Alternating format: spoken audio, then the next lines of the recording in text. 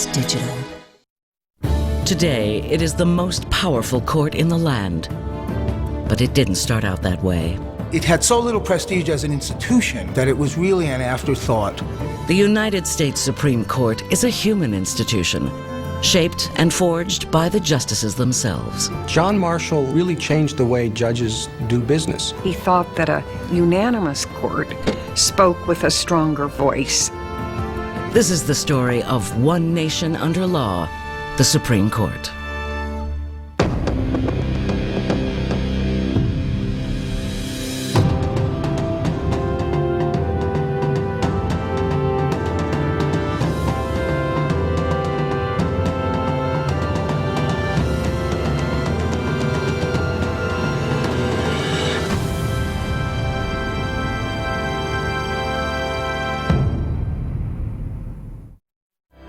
If there were a store in your town called Peace of Mind, would you pay it a visit? Across America, in towns big and small, there is such a place, New York Life. It starts with our values of financial strength, integrity, and humanity, and continues with our agents.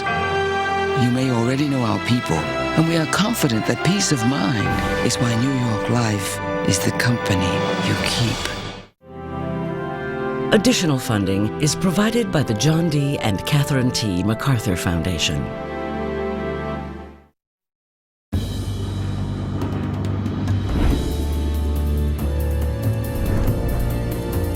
The issues change.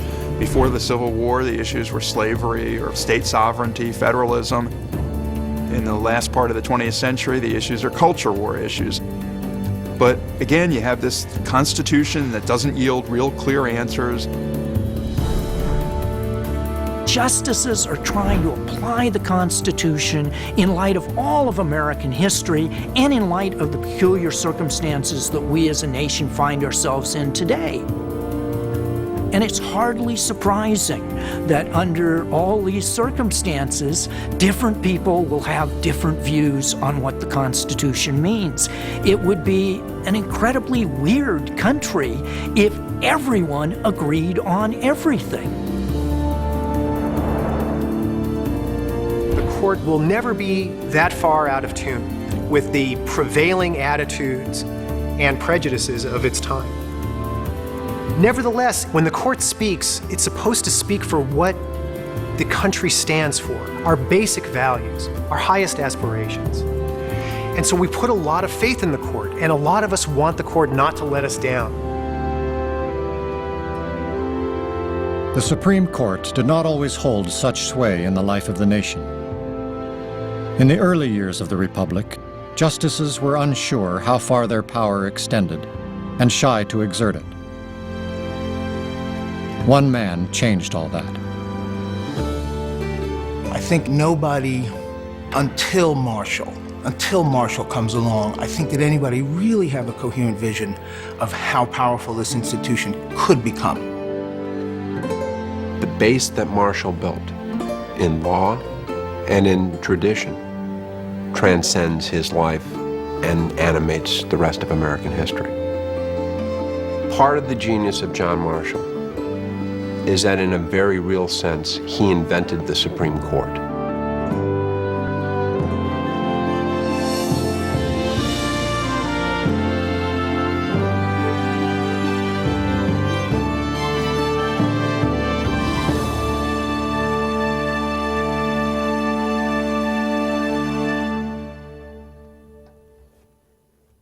The United States Supreme Court was written into being at the Constitutional Convention in 1787.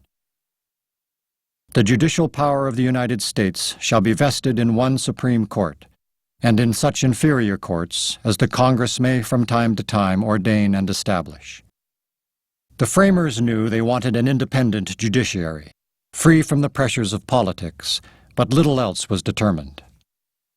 The Supreme Court's inaugural session did not portend a powerful future. For the first year, nothing comes to the court. They have a 2-hour session in 1790. They have no cases, and they all go home. They're given a second floor room in some building in New York. I mean, nobody sees this as having the majesty of the executive branch or the legislative branch. The Supreme Court was a court of law, but it wasn't established as a constitutional court. So its early decisions tended to be just everyday, run-of-the-mill legal disputes, not great constitutional questions. Congress originally set the number of seats on the court at 6, lifetime appointments all. But it was no mean task keeping the bench filled, in part because the justices were compelled to ride circuit hundreds of miles twice a year to preside over lower courts. It was terrible. Justice Chase in 1800 is driving his carriage across the iced-over Susquehanna River, and the ice breaks. And he is rescued almost dead from that. Circuit riding just, well, in some cases you could say it came very close to killing the justices. It was not a job for those with a weak constitution. Membership on the Supreme Court was in a great deal of flux. People didn't stay on the court very long. The first Chief Justice, John Jay, left to be governor of New York. The president wanted to appoint John Jay to the court again, and he refused. He declined. He said, the Supreme Court is not an institution with a lot of energy. It's just not a great job. I'm going to take a pass on that. It had so little prestige as an institution at that point that it was really an afterthought. The court was off on the sideline and played almost no role.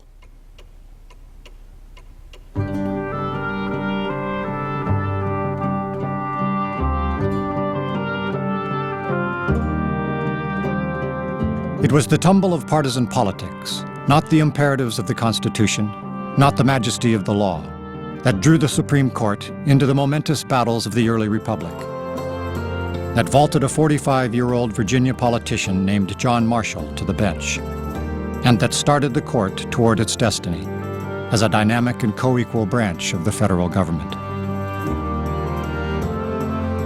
By the time George Washington retired from the presidency in 1797, the country had split into factions, the first political parties.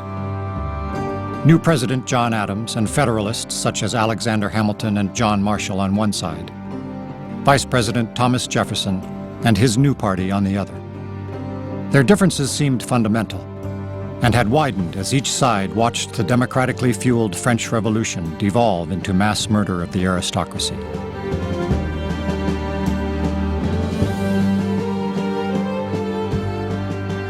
For Marshall, the French Revolution was anarchy, attacking order, attacking property. Jefferson's response was, it's a good thing to spill a little blood every once in a while. You need to do that. A little revolution is a good thing. It shakes people up. Federalists didn't intend to let unchecked democracy, the mad passions of the people, threaten their fragile new republic. To hold the mob in check, they championed a stout national government, led by the educated and landed elite.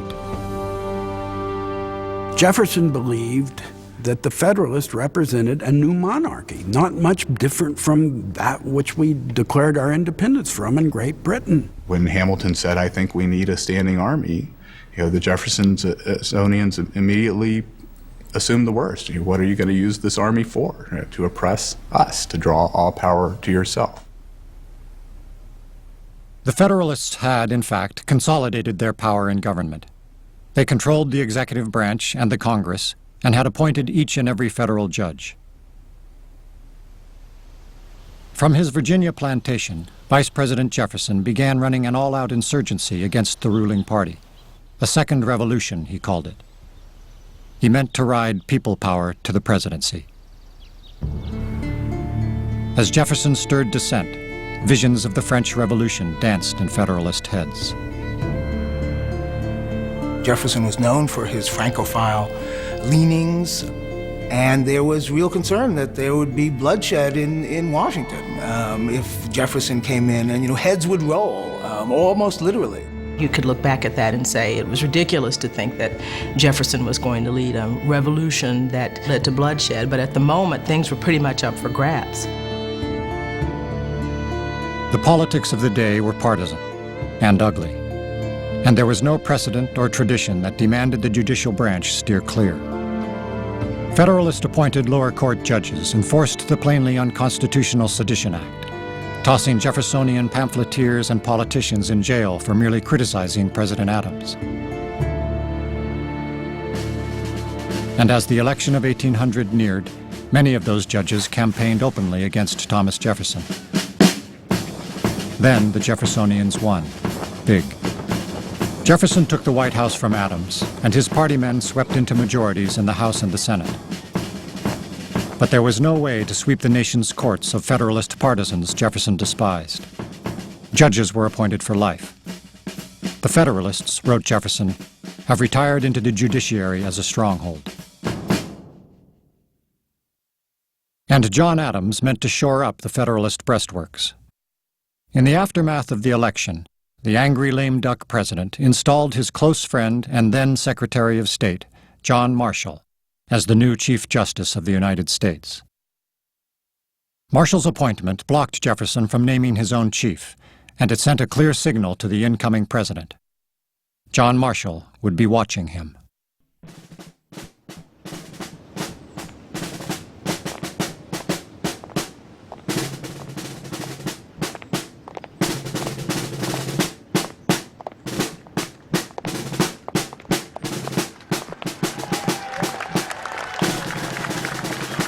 Jefferson was building a country, and he had a very extended vision of where things were going to go. And I think he became pretty hardcore about people who got in the way. And he saw Marshall as someone who was getting in the way.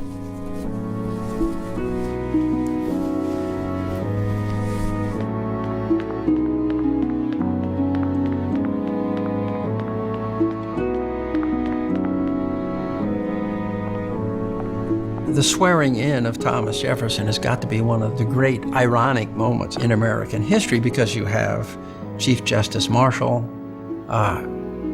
swearing in his second cousin, Thomas Jefferson, and both men pretty much by that time hated one another. They feel that the policies represented by the other person was detrimental to American civilization. It was as fundamental as that. So you have Marshall holding the Bible, Jefferson swearing to uphold the Constitution, which Marshall was absolutely sure he was going to destroy. The first fight between Jefferson and Marshall was a fight picked by John Adams on his way out of town. That quarrel would spill into the United States Supreme Court. On paper, Marbury versus Madison involved a small technical question of administrative housekeeping. But in the political swirl of 1801, this seemingly straightforward legal case would determine the future of the court and test the cunning and ability of the new 45-year-old Chief Justice. Marbury versus Madison began with another breathtaking act of partisanship by the outgoing President John Adams. Just weeks before Jefferson's inauguration, the lame duck Federalist Congress had passed legislation swelling the federal courts, and Adams stuffed them full of anti-Jeffersonians. At the very end, literally the last day of Adams' presidency, he was busy signing commissions for these federal judgeships, including these justices of the peace. And the hour got very late, and he had to get the commissions signed, and then they were sent over to the Secretary of State, who happened to be John Marshall. And Marshall had to put the seal of the United States on it, and then they were to be delivered to these designated justices of the peace. John Marshall knows he can't deliver them all. He gives about half of them to his brother James to deliver. James doesn't get around to delivering them before time runs out. The key lesson of Marbury versus Madison is don't give important documents to your brother. When Thomas Jefferson arrived at the executive offices, 17 commissions sat signed, sealed, and undelivered. He directed his new Secretary of State, James Madison, to leave them lay. 10 months later, a would-be justice of the peace named William Marbury showed up at the Supreme Court asking Marshall and his brethren to compel Madison to deliver his commission. John Marshall ordered Madison to show just cause for withholding Marbury's commission. Madison didn't feel obliged to bow to the court. He simply didn't answer. But when word of Marshall's demand spread through the Capitol, the Jeffersonians in Congress were not so passive. Congress passes a law that basically closes down the Supreme Court for a full term. They just cancel the term by statute. And there's nothing in the Constitution that says they can't do that specifically. On the other hand, it's a pretty aggressive attack on the court. There was the real feeling on the part of the justices that their days were numbered. And Marshall himself, I think, felt under considerable threat of impeachment. The court was in its congressionally enforced recess for 14 months, while the Jeffersonians threatened to dismantle the entire Adams-built judiciary.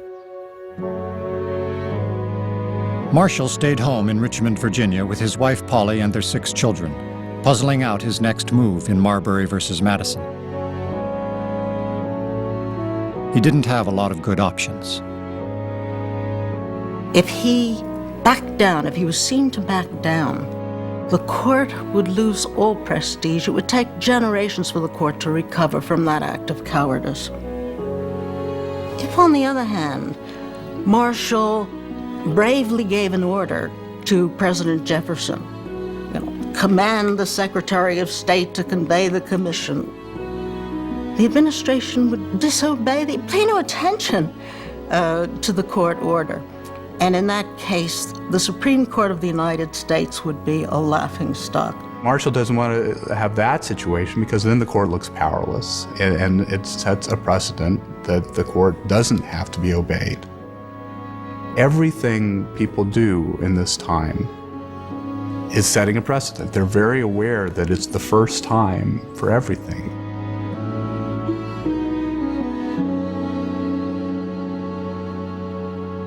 When Congress permitted the Supreme Court to reconvene in February of 1803, the first case on the docket was Marbury versus Madison.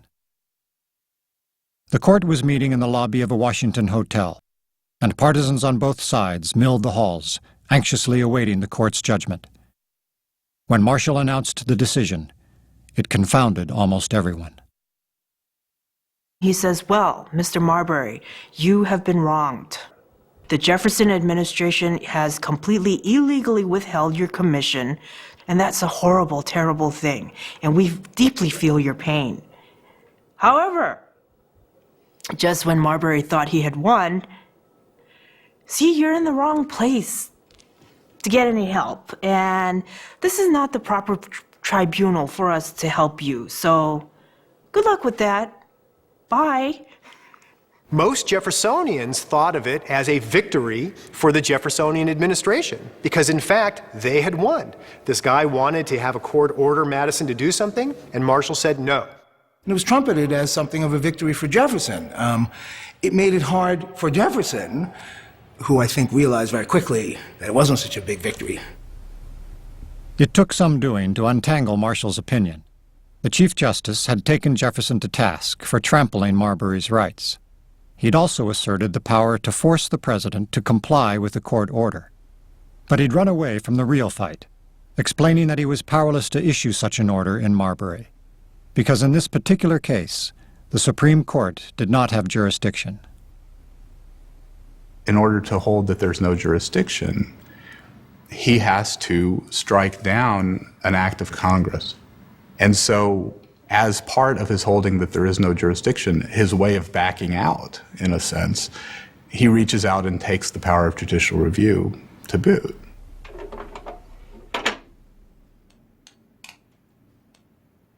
The court's power of judicial review, the ability to strike down any law repugnant to the Constitution, was not written into the Constitution itself. Jefferson believed the court had little standing to be the final word on the constitutionality of laws. In fact, he thought it dangerous to give so much power to men who were appointed for life and did not answer to voters. But in his Marbury opinion, in his own hand, John Marshall scrawled into the record the court's central power.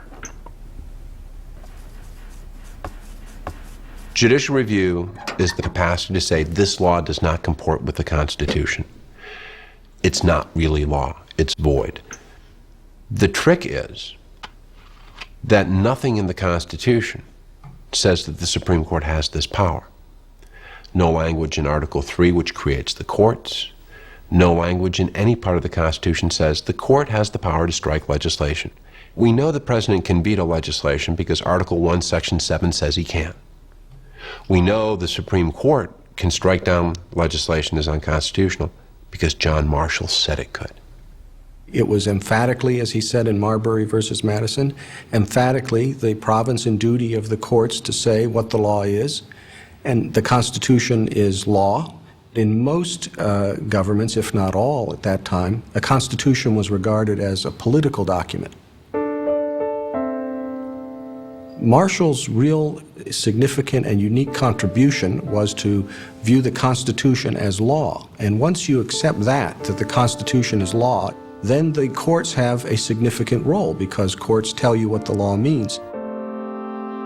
He's asserting the constitutional equality of the court in the constitutional scheme, that they were going to push back, that they had a role to play, a major role to play, the major role to play perhaps, in interpreting the meaning of the constitutional text. Marshall holds down a decision that Jefferson despises. The court has the power of judicial review, but does so in a way that Jefferson can't evade it. I mean, the only way Jefferson can get around the decision in Marbury v. Madison is to give Marbury his commission. Say, I don't care what Marshall says. Here is your commission. Well, Jefferson's not going to do that. That is classic Marshall. So a pretty good day for John Marshall, right? He's avoided a political crisis, he's publicly scolded the president for behaving badly, and he's established the most important power that the court owns. There is no Brown versus Board of Education, there is no Roe versus Wade, there is no Bush v. Gore without a power of judicial review.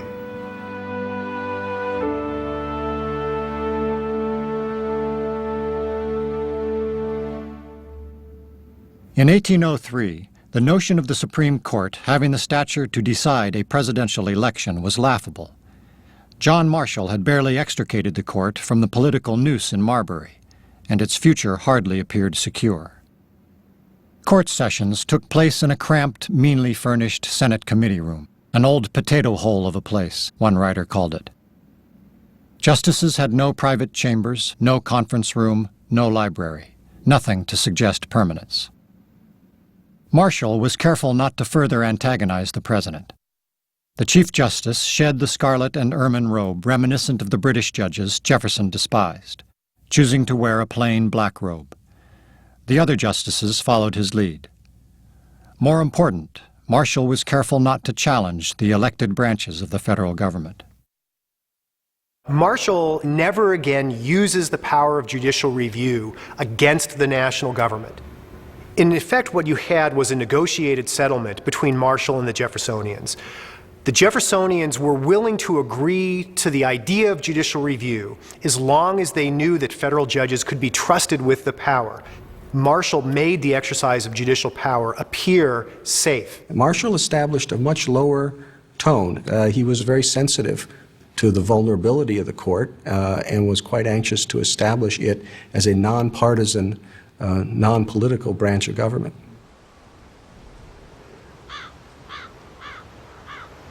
His fellow justices quickly came to appreciate their chief's ability to steer the court through the roughest of political storms. They also came to appreciate his ability to add flair to their otherwise dull days and nights. No justice was willing to subject his family to the swampy, mosquito-infested, and primitive capital under construction, Washington City. So, for the 6 to 8 weeks the court was in session each year, the justices lived as bachelors. John Marshall convinced the early justices that they ought to board together in the same boarding house so they could take their meals together, and he made sure they had plenty of Madeira to have at those meals. He was a very sociable, convivial host. Part of the atmosphere of being on the court was you were all in it together, in this almost a martial way, I guess. This is like their barracks, and you live together, and then you think of yourselves as the band of brothers. Marshall just loved the give and take of this company, the congeniality. You like to have a drink now and then, which helped to get over the difficult points, I imagine, in mooting cases. He did buy wine by the pipe, which is, if I'm not mistaken, 126 gallons. Certainly it must have eased discussions occasionally. Everybody who knew Marshall seemed to like him. He had a great sense of humor, which he would turn on himself easily. He loved to laugh. He was just one of the fellas. Through a combination of charm and sort of institutional authority, Marshall put his stamp on the way the justices acted as a collective. Marshall really changed the way judges do business. Prior to that time, the model that had prevailed in the United States was the British model, where however many judges you have on a particular bench, they would each give you their views at the end of the case. They would tell you what they think. And if you had 7 justices sitting, then you'd get 7 different opinions, and you'd try to figure out what they mean. There was no court. There were a bunch of different justices, each of them opining on any issue that came before them. Marshall starts his practice of having an opinion for the court. He felt that very strongly in those early days of the court. He thought that a unanimous court spoke with a stronger voice and could thereby earn the respect of the American people. He was convivial, he liked the Madeira, but he was perfectly capable to issue gentle threats to get his way.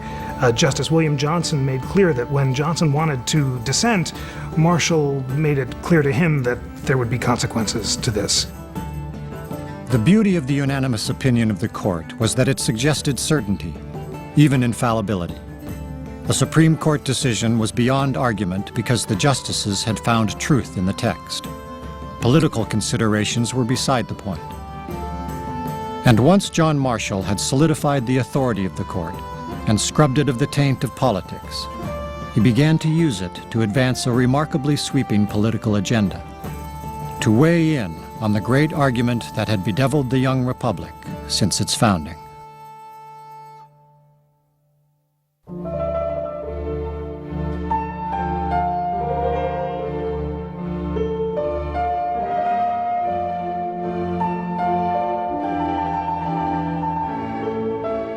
America's founders were children of the Enlightenment. They are living in an age of reason. They are seeing remarkable discoveries in the natural sciences. And the framers of the Constitution believe that they can discover enduring principles of political science that are every bit as important and powerful as laws of the natural sciences. It's a man-made reflection in a sense of the universe, of how they thought the universe was working. It was how they were thinking about the natural world in this sort of balanced and opposing forces.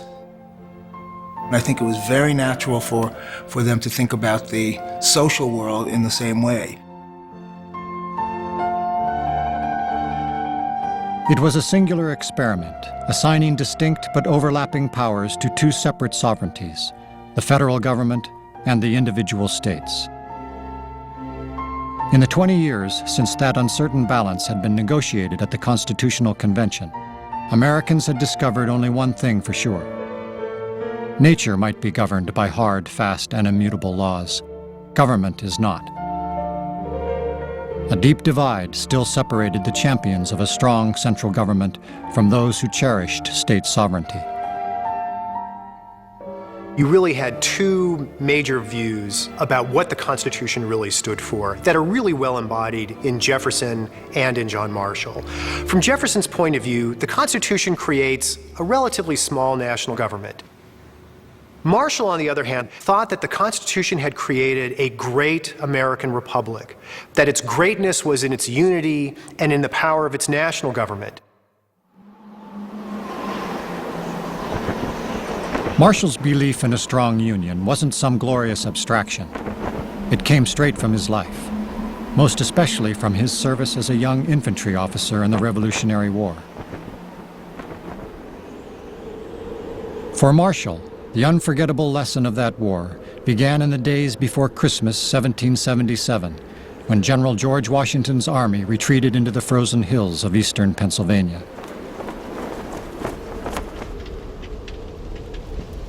At Valley Forge, 22-year-old Lieutenant John Marshall counted nearly 4,000 men unfit for duty for want of clothes. Scarcely one man of these, he later wrote, had a pair of shoes. George Washington begged the states for provisions to no avail. The Continental Army was nearly destroyed by the indifference of the states.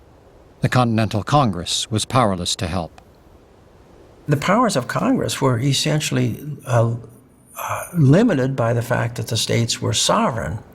So they could request that the states supply troops and supplies, but they had no way of enforcing it. It was pretty much impossible to conduct a war. You know, if you have 13 states doing what they think is in their best interest of the states. And this is the thing which Washington complained about, which Marshall undertook to remedy, I guess you might say, in his political career, and of course in his career as Chief Justice. John Marshall kept the lessons of war close to heart. The greatest danger to a strong union, as he saw it, would always be the state legislatures, which were too likely to be swayed by the people's fleeting and irrational passions. Marshall regarded his first government as Congress, not Virginia. And it's because he fought at peril of his life and bravely to establish that government at a time when I think most people would reflexively regard themselves as a citizen of Massachusetts, citizen of Pennsylvania, citizen of Virginia. He was first a citizen of the United States, and you see that reflected in the decisions of his court. John Marshall inherits a constitution that doesn't have very many no state shall clauses, but the ones that it does have, he makes the most of. When individual states misbehave, John Marshall's court slaps them down. Marshall's first great chance came just as Thomas Jefferson was leaving the presidency in 1809, in a case involving America's most valued commodity, land. By the time the case reached the Supreme Court, the issues in Fletcher versus Peck had been bouncing around state and federal courts for almost 15 years. The story began back in the 1790s, when the state of Georgia was in desperate need of cash. In 1795, the Georgia legislature sold 35 million acres for 1.5 cents an acre, which seems very low and may be explicable by the fact that every legislator voting for it had been bribed. Land that is the equivalent of the states of Alabama and Mississippi. I mean, huge chunks of land. It goes to these 4 big landholders who then in turn sell this land at a big profit to lots of other people. The election comes up, the voters find this out, they get very angry. Of course, they throw the bums out on their ears. The Georgia voters in 1796 wanted to put in a legislature that would repeal the grant, and indeed they did. But by the time the new legislature does this, the land is in the hand of second or third or fourth parties. So then the question becomes, can the legislature essentially take back property that it had sold to investors?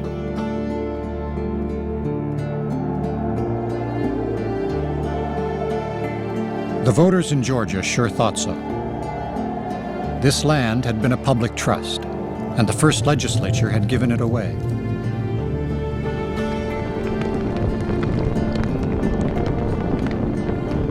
Few of the beneficiaries were fellow Georgians. Most were northern speculators, in it for the profits. But John Marshall had little sympathy for the brutish will of the majority. The Georgians had attacked 2 things the Chief Justice prized: order and private property. Marshall himself was an enthusiastic and unapologetic land speculator. For Marshall, the right to acquire and possess private property, free from irrational government intrusion, was a God-given right, at the heart of the revolution in which he'd fought. Marshall believed that if a state legislature could arbitrarily void private contracts, the whole structure of commerce would be undermined. Marshall thought that what was great about the national government was its ability to promote a commercial republic. So for Marshall, in a case like Fletcher versus Peck, the important question from his point of view was really the protection of the kind of entrepreneurial spirit and the basic rights of property and contract that were really central to his vision of the Constitution. It's a protection of private property. Private property is a theme that runs through American politics to this very day. This was about protecting individual rights. This was about protecting minorities from majorities. In its Fletcher opinion in 1810, the court essayed a full-throated defense of private property rights, and Marshall himself stretched the issue into a constitutional one, applying the contract clause for the first time in the court's history. No state could retroactively invalidate a private contract. Georgia is a part of a large empire. She is a member of the American Union, Marshall wrote, and that union has a constitution which imposes limits to the legislatures of the several states.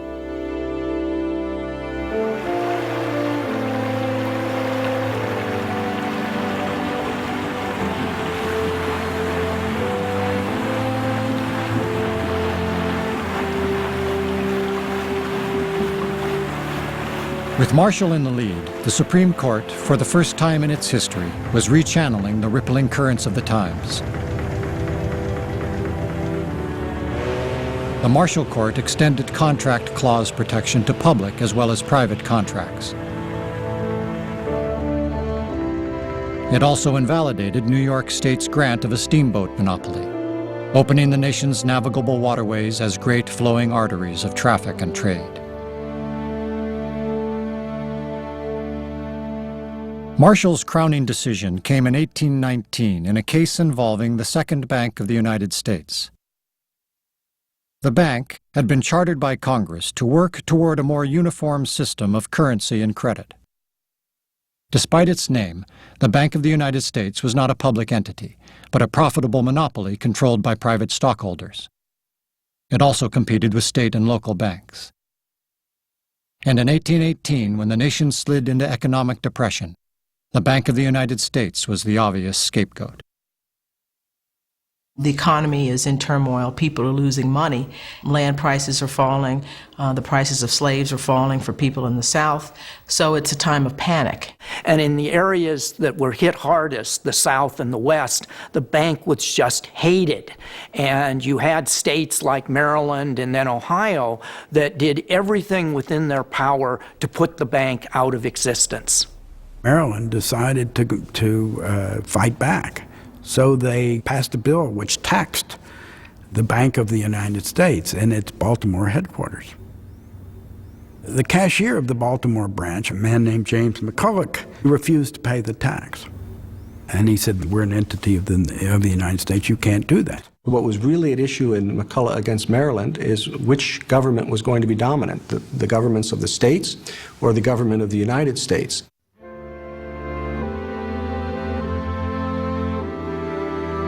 The state of Maryland sued McCulloch in a Maryland court and won. McCulloch appealed to the United States Supreme Court. Marshall and his fellow brethren heard McCulloch's appeal in their dramatic and dearly refurbished new courtroom in the Capitol. Under the vaulted ceiling, among pillars modeled on the Temple of Poseidon, Marshall kicked Maryland in the teeth. The Chief Justice dismissed out of hand a state's right to tax any national entity. The power to tax, he said, is the power to destroy. And Marshall took on a larger question. Did Congress have the right to create a bank at all? The Constitution certainly didn't speak to the point. But Marshall did, finding implied powers in the constitutional phrase necessary and proper, ceding to Congress the authority to regulate and encourage interstate commerce. States would have to fall in line. This was a new nation, and he was going to ensure that it had the authority that the founders intended it to have. You know, Lincoln's famous statement, government of the people, by the people, and for the people, is just a paraphrase of what he said in McCulloch against Maryland, that this national government was founded not by the states, but by the people, and for their benefit. People can debate whether Lincoln's expression is more eloquent than Marshall's, but it's the same sentiment and the same thought, and I think born in each case from the fact that they were fighting to preserve the Union.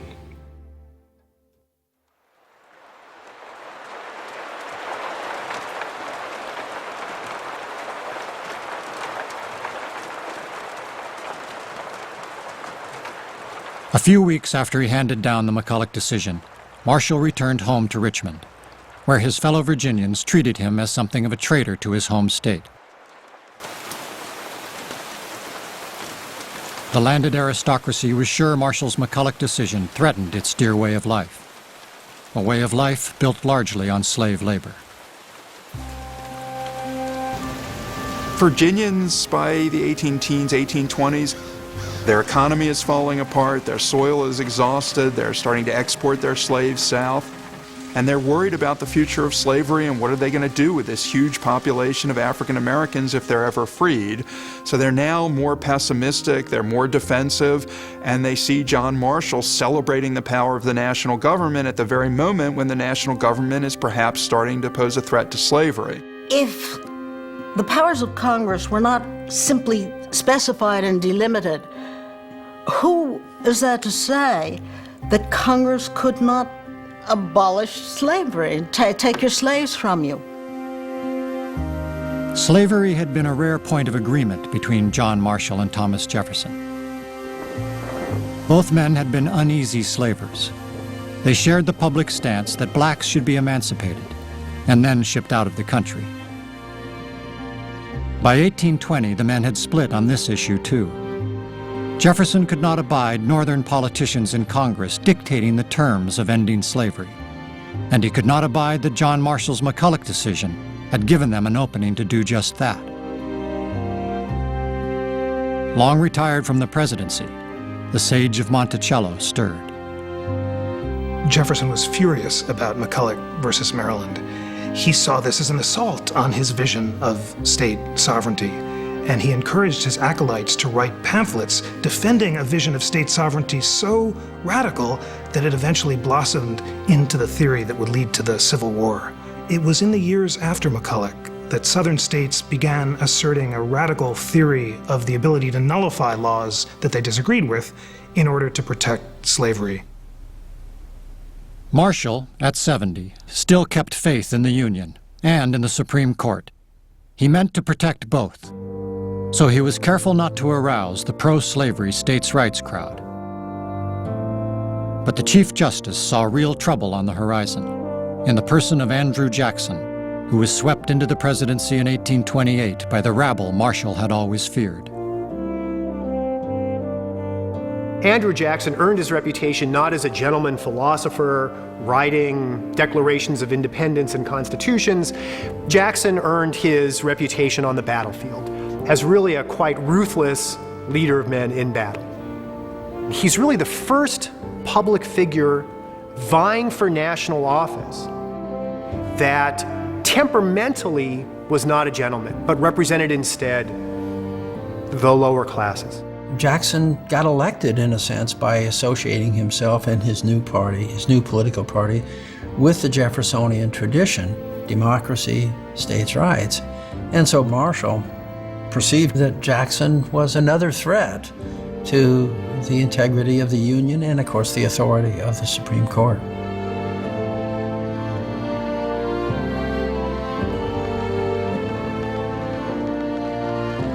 Andrew Jackson was a man you crossed at your peril. He was an avid and accomplished duelist, having killed 3 men, and he had 1 ball of shot lodged in his chest and 1 in his shoulder, both from duels. Recurring infections required vigilance, making Jackson the only president to ever bleed himself in the White House.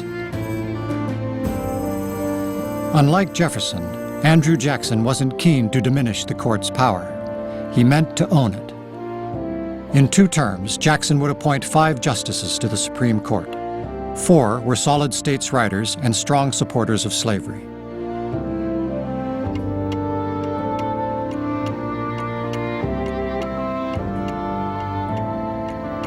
The new justices resisted the charming orbit of the chief, choosing to take their own separate Washington City lodgings.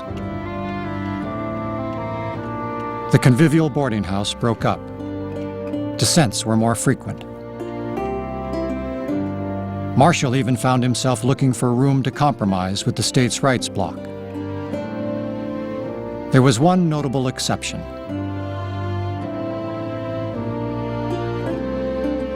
The Cherokee Indians had lived for nearly 40 years on land they held by treaty with the federal government. Unfortunately, it was in one of the most recalcitrant states in the country, Georgia. When gold was discovered on the Cherokee lands, the Georgia legislature grabbed for it, openly defying the federal treaty. The state of Georgia is just trying to kick them out and send them to territory which was not their ancestral home, and basically saying, go out there and start over. President Jackson, an old Indian fighter, was with Georgia.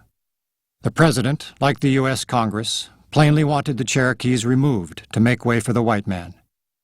And Marshall no longer appeared equal to Jackson's monumental will. As 2 separate Cherokee cases moved through the Supreme Court, woe seemed to pile on the head of the aging Chief Justice. In October of 1831, Marshall underwent bladder surgery without the aid of anesthesia. While he was convalescing at home in Richmond, his wife died.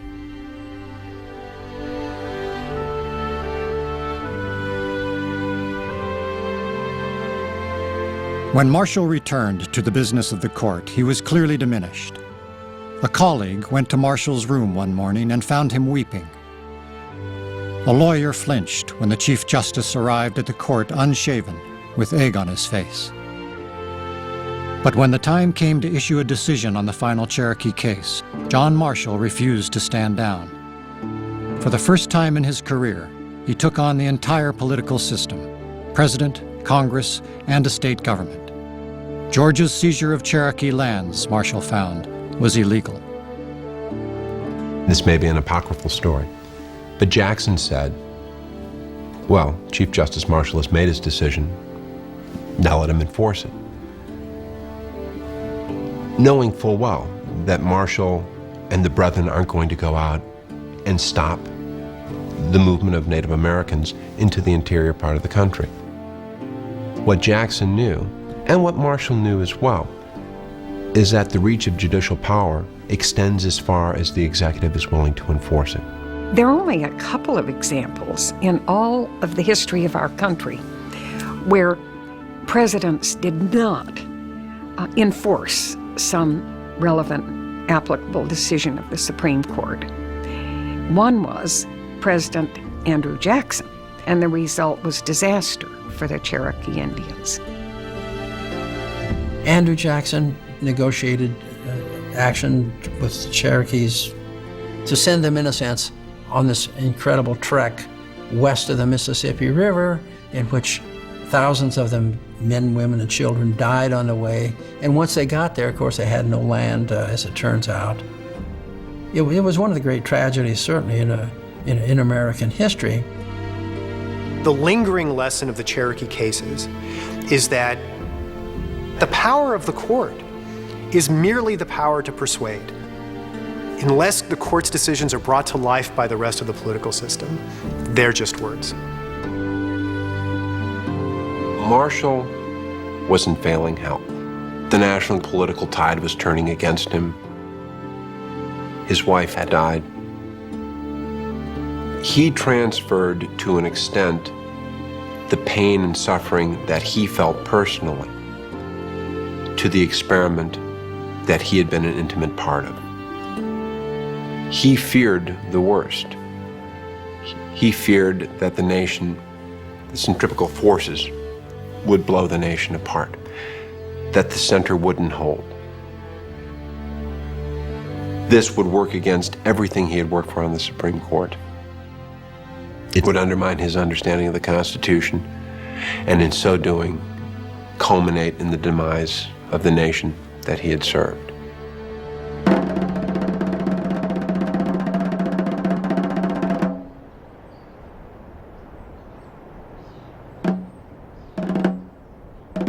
John Marshall died in July 1835. The Union he'd fought for held. Even Andrew Jackson had defended it against Southern secessionists. The Supreme Court enjoyed a place of pride and prestige among the nation's youthful institutions. But it would have come as no surprise to Marshall to learn that Andrew Jackson appointed as Chief Justice a states' writer named Roger Taney. At the end of his life, John Marshall knew the threats to the Supreme Court and to the Union outlived him.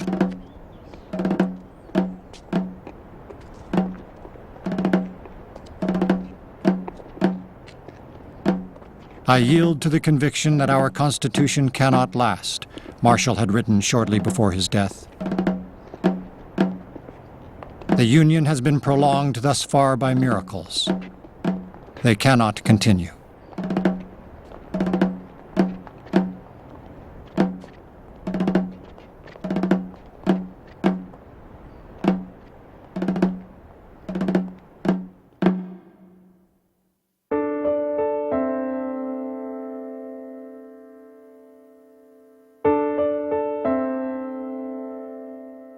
It is one of history's sad ironies that the Supreme Court became an animating force for John Marshall's dark prophecy of disunion. The issue of slavery, which Marshall had taken pains to avoid, was the undoing of the court and the Union both. For 30 years, back to the time of Marshall's McCulloch decision, the Union was largely held together by a bit of legislative baling wire called the Missouri Compromise. Territories below 3630 would enter the nation as slave states, territories above as free. It was federal law negotiated in the U.S. Congress. But in 1854, when it looked like the balance of power was shifting to free states, Southern legislators demanded a new deal. The country had come to the end of the line. It had tried so hard in so many ways to deal with the issue of slavery.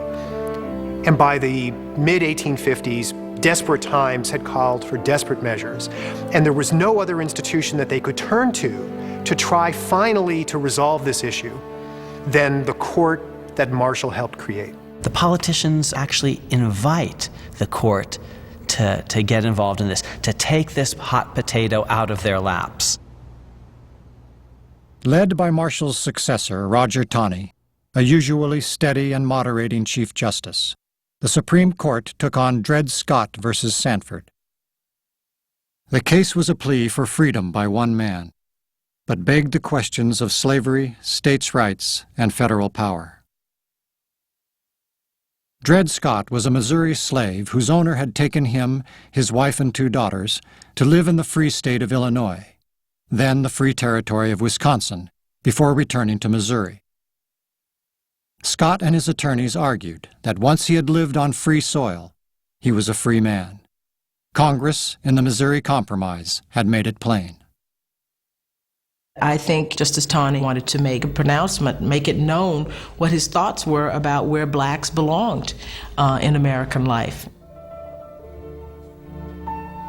And in order to do that, he goes back to the very beginning and makes the argument that blacks were never intended to be a part of the American experiment, and he wanted to be on record with that.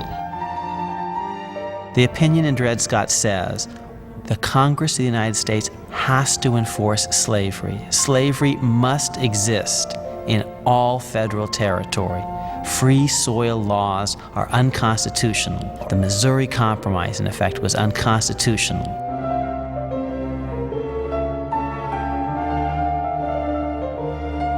For the first time since Marbury versus Madison, the United States Supreme Court struck down an act of Congress. For the first time in 54 years, the court exercised the power of judicial review against the national government. to protect slavery. It was a disaster. It was the worst opinion ever written in the history of the Supreme Court of the United States, and solved nothing.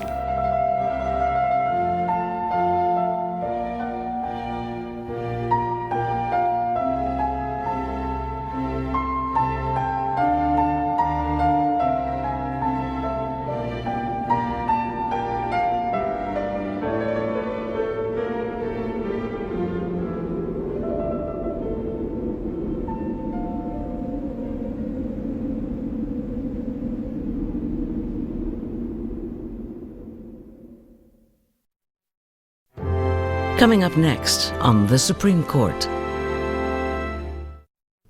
In the aftermath of war, a nation rebuilds. People were trying to do all of the things that were denied to them during slavery. Industry booms. But there's a price to pay. The employer's rules held sway. They almost resembled feudalism.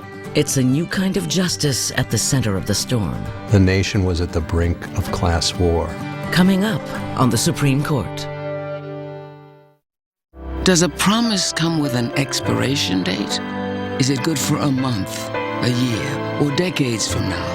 At New York Life, we make promises that have no expiration date. Promises that are built on the timeless values of financial strength, integrity, and humanity.